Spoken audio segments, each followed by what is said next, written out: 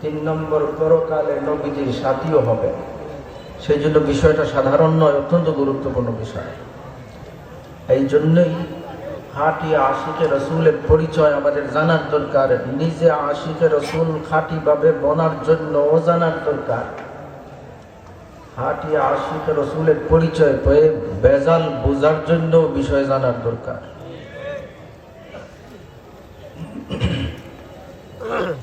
ভাইরা আমার, যে আয়াতে কারিমা আমি আপনাদের সামনে তেলাওয়াত করেছি, এই আয়াতের মধ্যে আল্লাহ রাব্বুল আলামিন খাঁটি আশিকে রাসূলদের পরিচয় দিতে যে একটা বিশেষ বিষয়ের আলোচনা করেছেন। এই আয়াত নাজিল হয়েছে বিখ্যাত সাহাবী হযরত আবু উবাইদা ইবনুল জাররাহ রাদিয়াল্লাহু তাআলা আনহুর একটা ঘটনাকে কেন্দ্র করে। হযরত আবু উবাইদা ইবনুল জাররাহ রাদিয়াল্লাহু তাআলা আনহু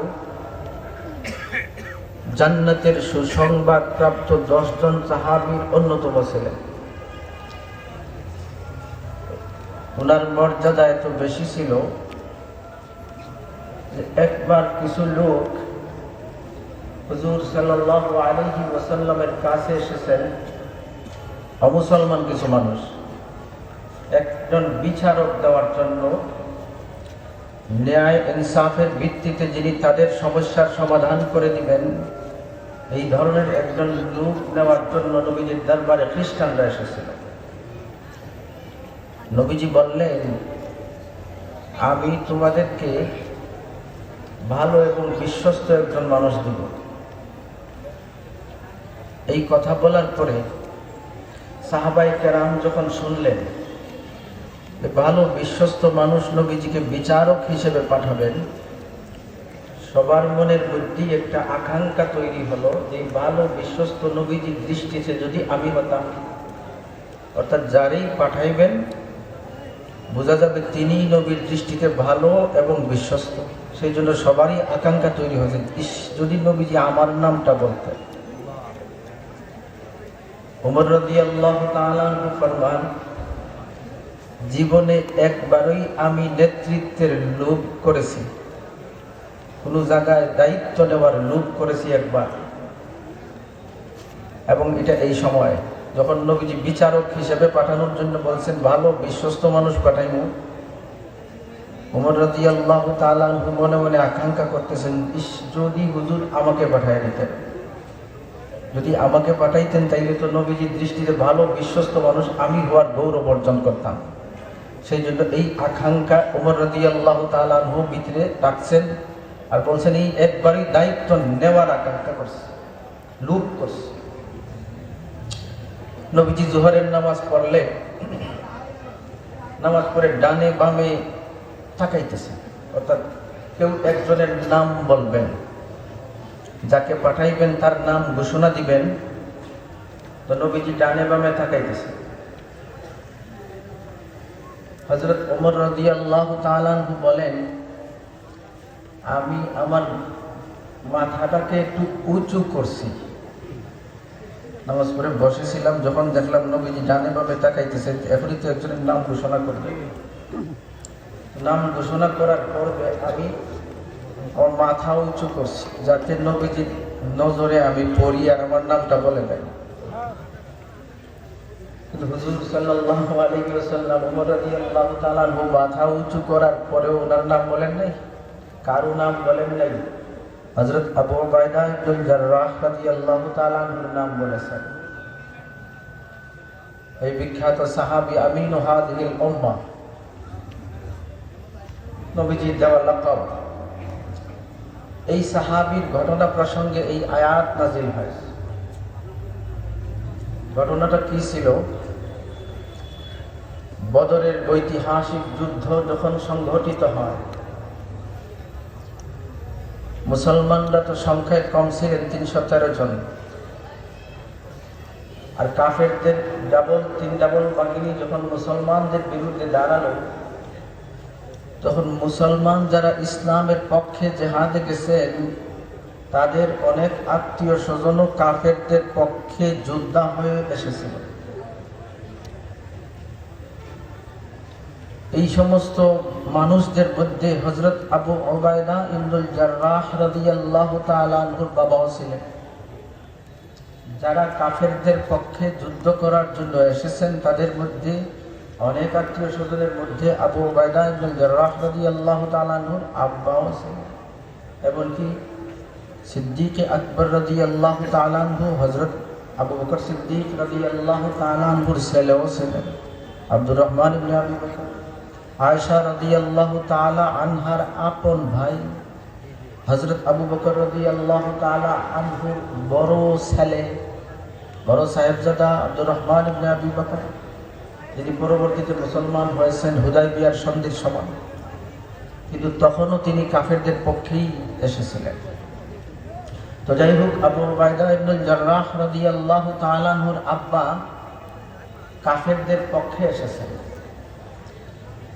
ভাইরা আমার, যুদ্ধ যখন ভয়ঙ্কর আকার ধারণ করেছে, ওই সময় অল্প সংখ্যক মুসলমানদের হাতে যখন কাফেরেরা মার খাচ্ছিল, পরাজয়ের মুখোমুখি হতে যাচ্ছিল, ওই সময় আবু উবাইদা ইবনুল জাররাহ রাদিয়াল্লাহু তাআলা আনহুর আব্বা, যিনি কাফেরদের পক্ষে এসেছেন, উনি ওনার সামনে চলে এসেছেন।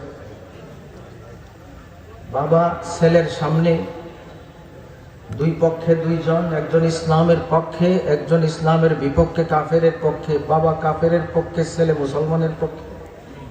দুই পক্ষের দুইজন মুখোমুখি হয়ে গেছেন, কিন্তু সম্পর্ক বাবা আর ছেলে।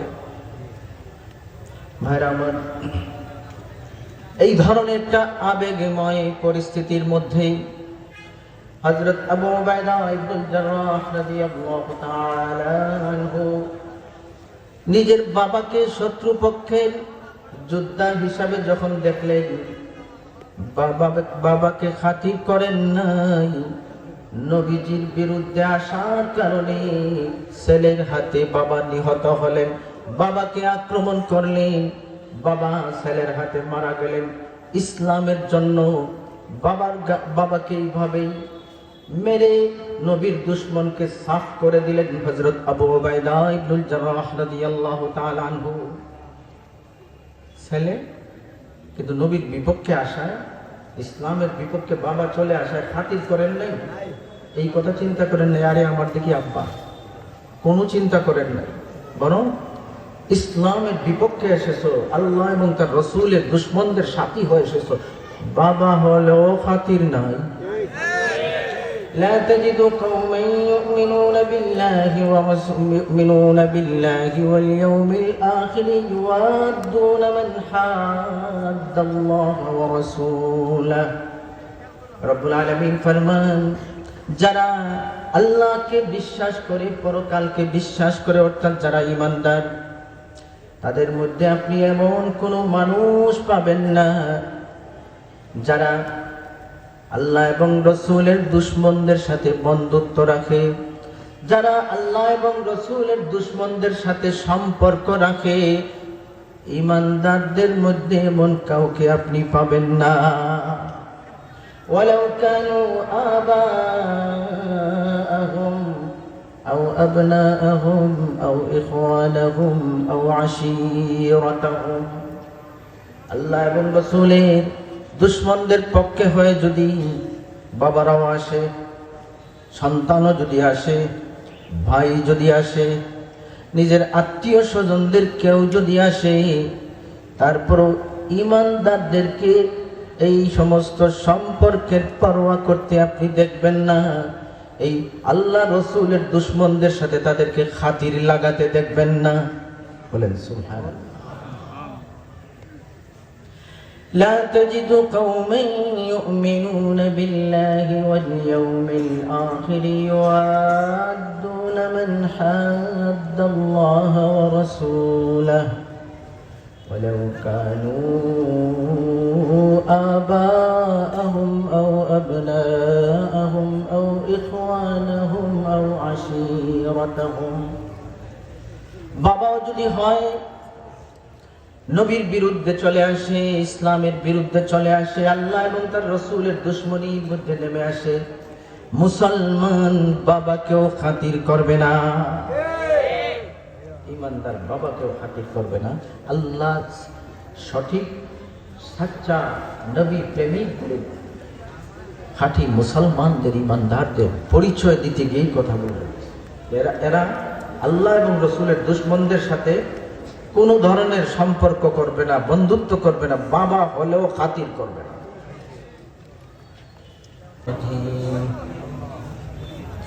বিসমিল্লাহির রহমানির রহিম।